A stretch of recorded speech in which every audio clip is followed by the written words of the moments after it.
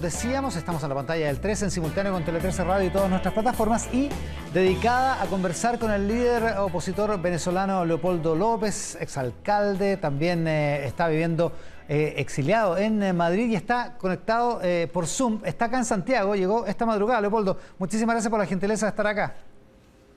No, muchísimas gracias a ti y a todo tu equipo y a toda tu audiencia, por supuesto. Sí, entiendo que no te han entregado el resultado del PCR y esa es la razón por la que no pudiste llegar hasta el estudio, digamos.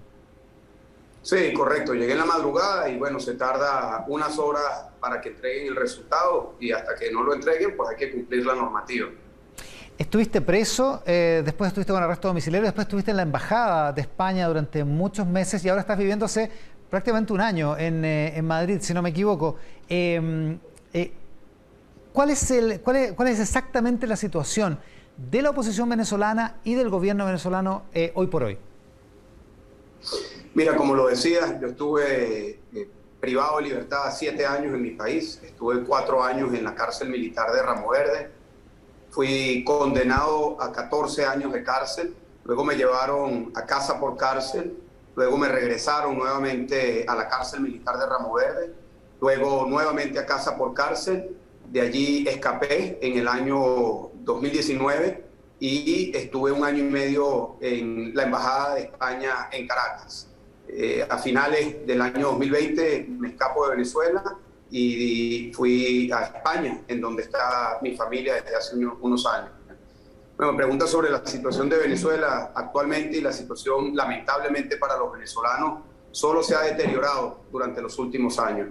Y de este deterioro, aquí en Chile tienen cientos de miles de testimonios de venezolanos que han venido a Chile huyendo de la situación crítica que se ha dado en Venezuela, huyendo del hambre, de la pobreza, de la falta de oportunidades, de la persecución política, de la inseguridad. Cada venezolano que está aquí en Chile o que está en Colombia, en Ecuador, en Perú, en Centroamérica, en Estados Unidos, en Europa, es un testimonio de cómo la dictadura ha hecho miserable la vida en Venezuela. Ahora, desde el punto de vista político, hubo elecciones hace algunas semanas.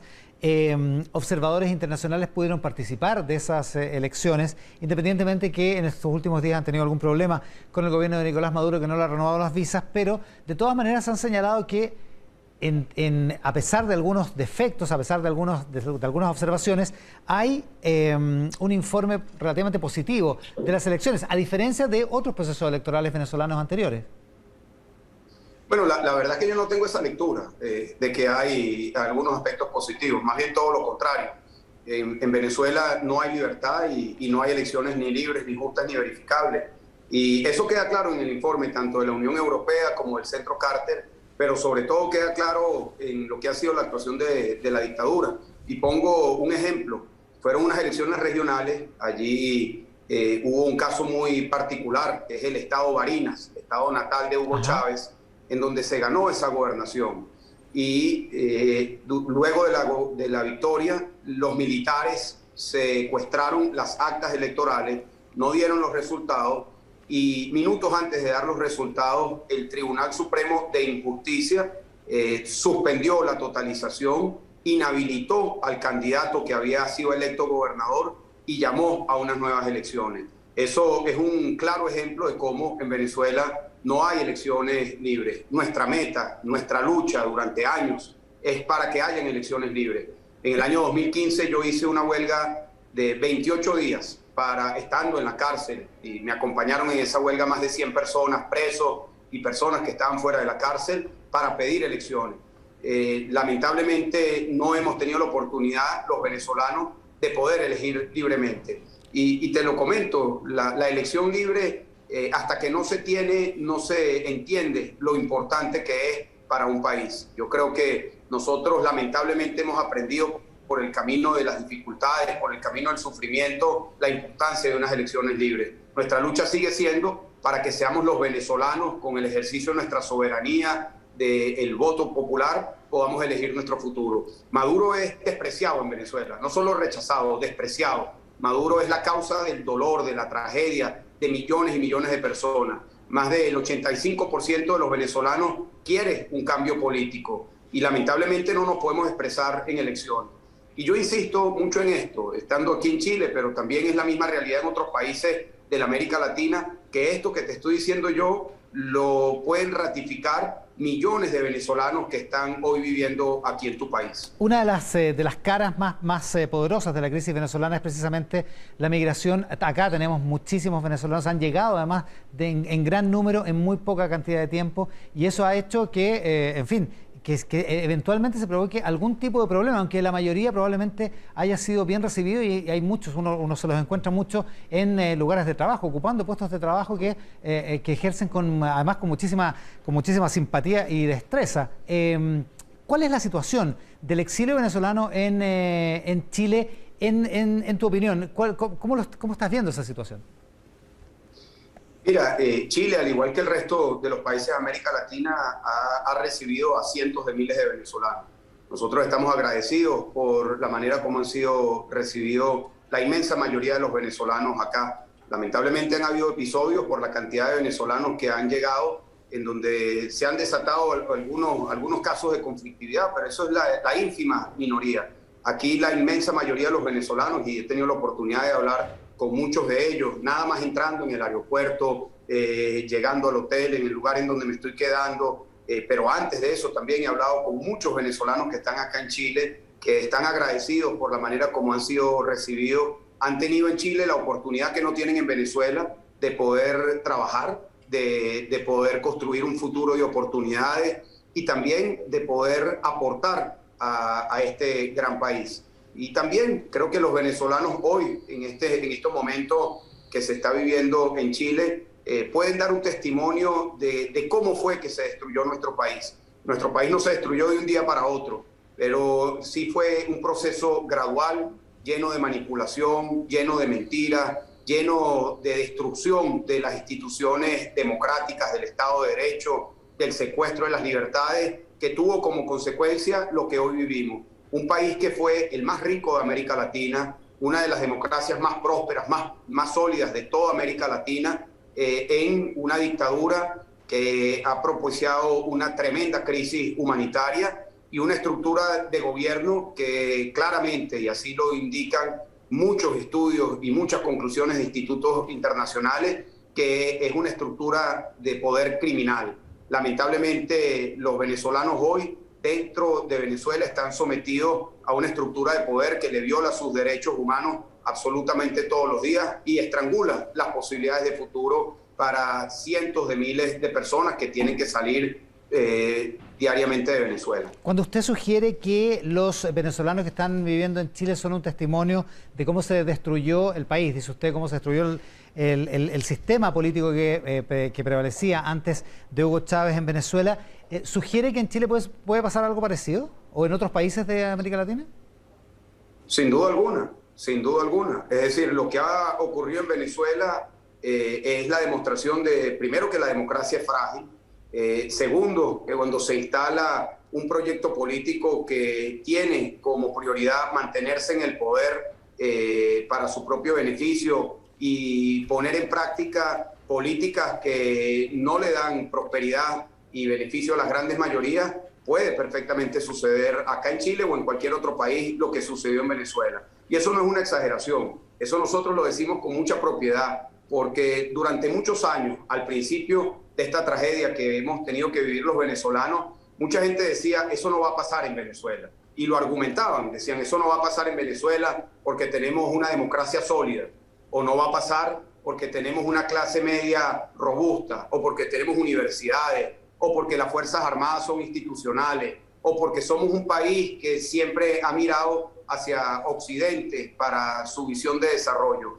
Y nada de eso sirvió para contener lo que fue las consecuencias de un proyecto político. Porque hoy Venezuela, un país que tiene unos indicadores de pobreza por debajo de Haití, eso no lo digo yo, eso lo dice el Fondo Monetario Internacional, llegó a esas circunstancias no por una guerra, no por un desastre natural, sino llegó a esa situación trágica por la aplicación de unas políticas totalmente equivocadas y por la instalación de una casta corrupta que le ha secuestrado a los venezolanos la posibilidad de vivir en democracia, de vivir con el amparo a las libertades y de poder construir sus oportunidades de futuro a partir de su trabajo. Claro que eso puede pasar en Chile y en cualquier otro país si ese mismo proyecto político se instala acá en Chile o en cualquier otro país. Se lo pregunto porque usted sabe que estamos a 2 semanas de la segunda vuelta presidencial y la periodista Cristina Cifuentes le pregunta en la tercera de hoy, una entrevista que está publicada hoy, habiendo observado la campaña en Chile, ¿se siente más cercano de uno u otro candidato? Y usted dice,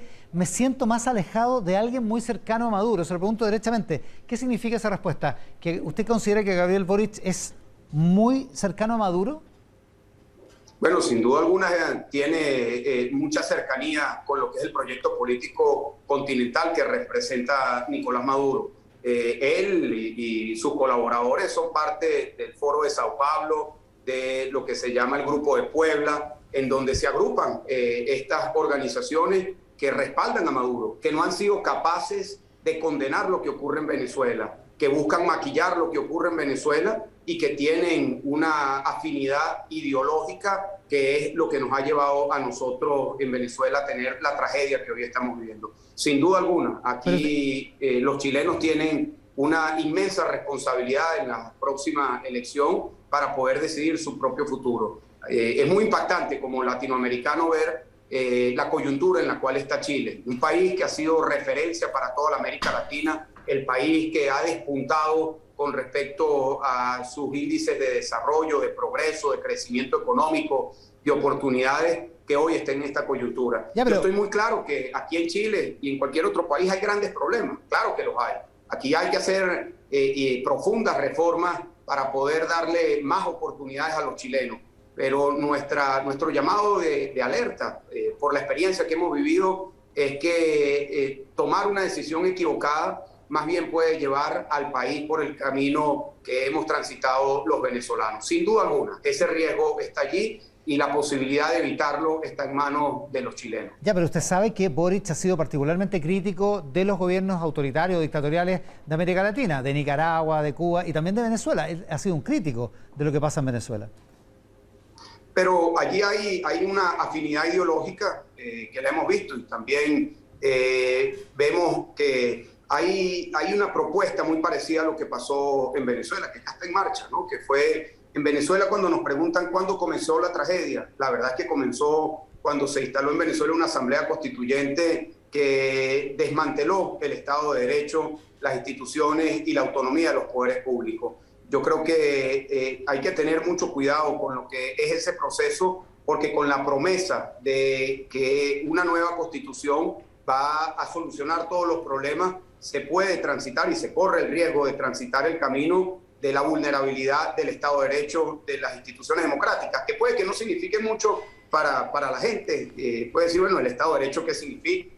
O las instituciones, o el régimen de libertades. Y así lo pensamos nosotros en Venezuela. Pensamos que nunca iba a ocurrir lo que terminó ocurriendo en nuestro país. Lamentablemente, cuando se vulnera el Estado de Derecho, cuando se revientan las instituciones democráticas, la consecuencia es lo que hoy estamos viviendo en Venezuela. ¿Se pueden hacer esos paralelos? Porque es innegable el paralelo que está tratando de hacer, digamos, entre Chile y Venezuela. ¿Es razonable establecer ese tipo de paralelo o las experiencias realmente, el tipo de corrupción que había en Venezuela en su sistema político, el tipo de descrédito que había en los partidos políticos tradicionales venezolanos, es incomparable respecto a la situación chilena?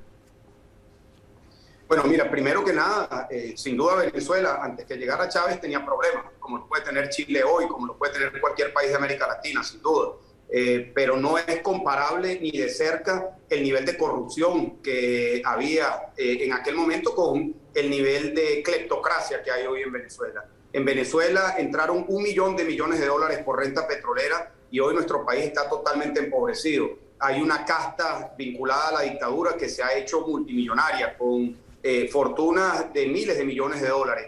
El nivel de corrupción que se instaló en Venezuela no tiene comparación con nada de lo que haya ocurrido en nuestra propia historia ni lo que haya ocurrido en la América Latina. Y sin duda alguna, esa frustración que llevó a la elección de Chávez lo que nos trajo fue a una circunstancia mucho peor. Insisto en esto, yo creo que aquí quienes están escuchando pueden escuchar mi opinión, pero yo lo que los invito es a que escuchen el testimonio de cientos de miles de venezolanos que están aquí en Chile. Pregúntenles por qué se fueron de Venezuela. Pregúntenles si hubiesen querido quedarse en Venezuela. Pregúntenle sobre las oportunidades de trabajo, sobre las libertades que hay en Venezuela, sobre el deterioro que hemos tenido en nuestro país. Allí tienen la oportunidad de hablar con miles y miles de personas que viven en todos los pueblos de este gran país, Chile, que pueden dar testimonio de cómo se destruyó una de las democracias más sólidas y de las economías más prósperas de América Latina. Uno de los problemas de la situación venezolana, Leopoldo López, es la incapacidad que ha tenido la oposición, entre otras cosas, para unirse en contra del gobierno de Hugo Chávez primero y de Nicolás Maduro después. Incluso la presencia de Juan Guaidó como presidente delegado levantó un montón de esperanzas, pero terminó en un chasco, en un chascarro, en un bochorno, como lo de Cúcuta hace 2 o 3 años. En fin, situaciones en que la oposición ha carecido de, no sé si muñeca política, poderío político, de capacidad política, como para enfrentar de otra manera al gobierno venezolano. Mira, una lectura muy simple de la crisis de Venezuela es señalar a los sectores democráticos como responsables por lo que está ocurriendo en nuestro país. Yo, asumiendo errores que se han cometido, tengo que decirte que el problema que tenemos en Venezuela no son los sectores que se oponen a la dictadura, es la dictadura. Y voy más allá, es una dictadura criminal que tiene vínculos con sectores muy cuestionados, como lo que son los carteles de la droga, el cartel de Sinaloa, la FARC, el ELN, y también cuentan con el apoyo de potencias muy poderosas como China, Rusia, Turquía, Irán, para mantenerse en el poder. Sin duda alguna, los sectores democráticos hemos mantenido nuestra lucha durante 20 años y hemos estado unidos con problemas, como es lógico, pero en los momentos críticos hemos mantenido la unidad. Y de hecho, hoy en Venezuela todavía existe un sector democrático que está resistiendo a la dictadura, muy distinto de lo que ha ocurrido en otros países como Cuba y Nicaragua, en donde se ha pulverizado completamente los sectores democráticos. Yo creo que tenemos también que entender que la principal estrategia de Nicolás Maduro es dividir a los sectores democráticos y utiliza la estrategia de Pablo Escobar, plata o plomo, o amenaza, soborno o las consecuencias. Y esa estrategia de plata o plomo para dividir a los sectores democráticos es lo que nosotros hemos tenido que enfrentar durante estos últimos años. Pero a pesar de todo eso, los sectores democráticos se han mantenido en los momentos críticos unidos y hemos enfrentado a la dictadura y sobre todo nos mantenemos vivos. Hay en Venezuela todavía una lucha muy clara, organizada de los sectores democráticos para enfrentar a la dictadura. Insisto, esto es así en Venezuela y no es así en otras dictaduras como la de Nicaragua y Cuba, en donde se ha pulverizado, en donde se ha evaporado completamente los sectores democráticos. El líder opositor venezolano Leopoldo López de visita en nuestro país en esta mediodía, acá en Mesa Central. Leopoldo, muchísimas gracias por la gentileza de estar esta mañana, este mediodía con nosotros. Muchísimas gracias, tío. Muy buenas tardes.